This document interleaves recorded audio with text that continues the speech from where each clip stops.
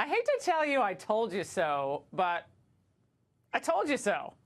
When the White House and the GOP failed to act on the Trump immigration agenda in the first 100 days of his presidency, his pledge to build a wall would be jeopardized.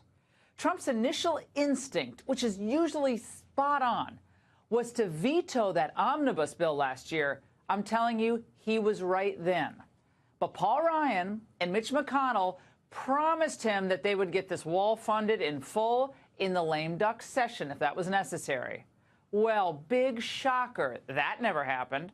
So after Speaker Paul, I need to spend weekends at home, Ryan, handed the majority to the Democrats, well, the president faced an even higher wall of resistance.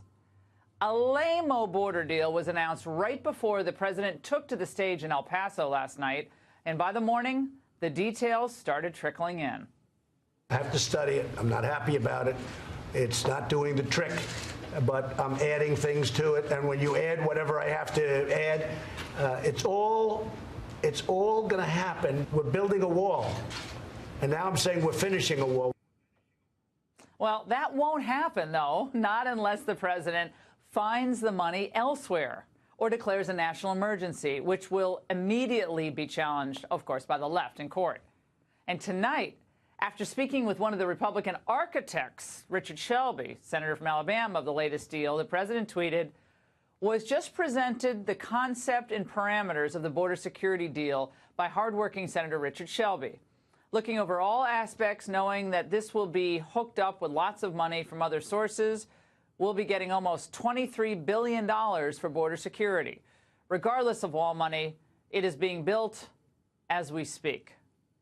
We'll get into that in a little bit. But so what's in this deal? What's really in it? The official language hasn't fully been released. And I love this. They're doing this at the last minute, try to rush it through. But here are some of the basics of the deal as reported.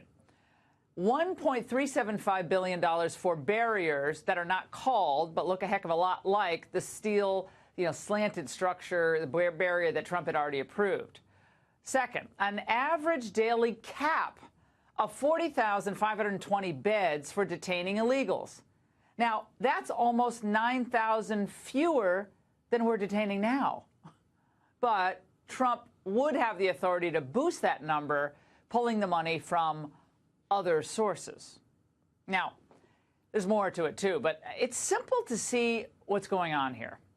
The Democrats' ultimate goal is to codify catch and release, where if an illegal makes it into the country, he or she will be welcome to stay, along with any child he or she brings with them across the border. Now, what does this do? This is not a difficult concept, right? It only encourages more illegal immigration. Now, remember, the president asked for $25 billion last year for the wall and a bunch of other reforms as well that made a lot of sense. But the Dems wouldn't budge on issues like chain migration or those diversity visas. They wouldn't go near it.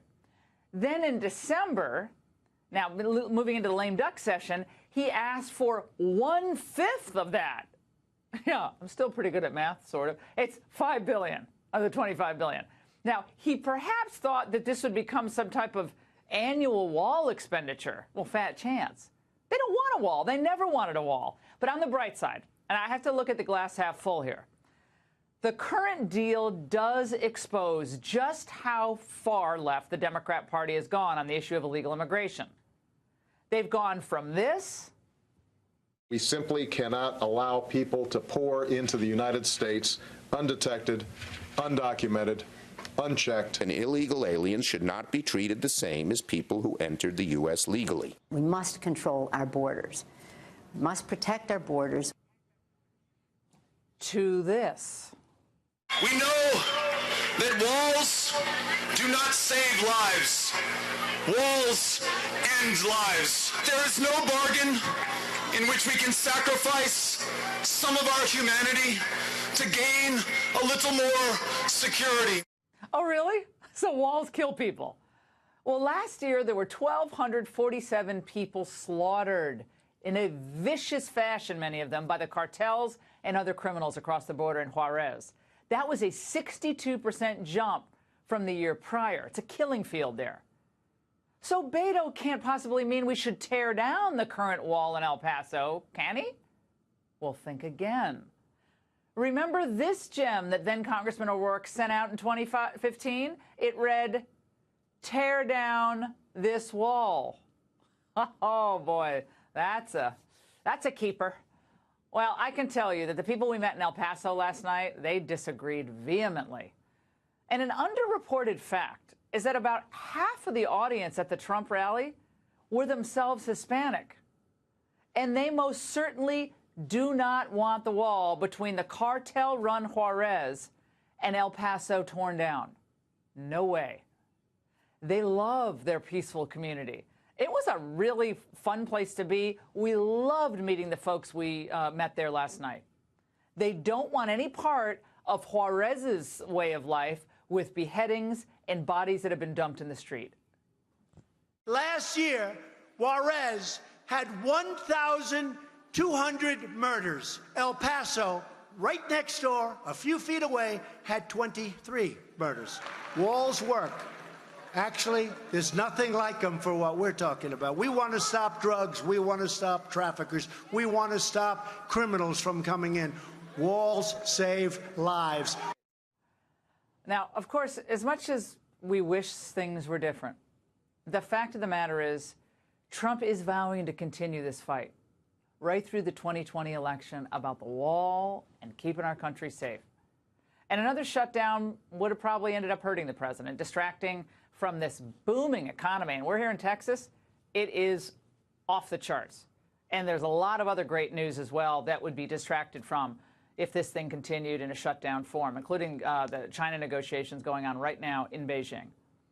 And also, let's not forget, while Trump isn't getting everything he wants, and definitely not what most of us want, Democrats are also breaking Pelosi's pledge.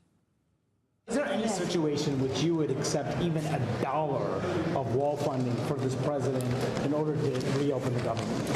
$1? $1? Yeah, $1. Well, try $1.375 billion. She might not want to call it a wall, but that's what it is. And that's not all bad. And that's the angle.